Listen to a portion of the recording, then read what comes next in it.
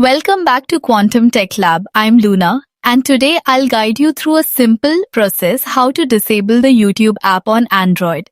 Disabling apps can help free up system resources, reduce distractions, and improve your device's performance. Let's get started. Open the Settings app.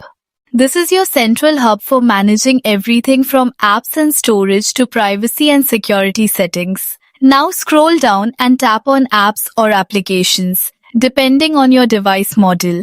Here, you'll find a full list of all installed apps, including pre-installed system apps like YouTube. Next, scroll through the list and see the YouTube app.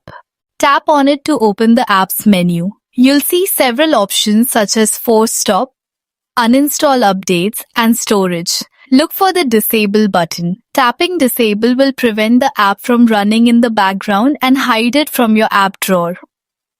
On some devices, you may see a confirmation pop-up. Tap Disable App again.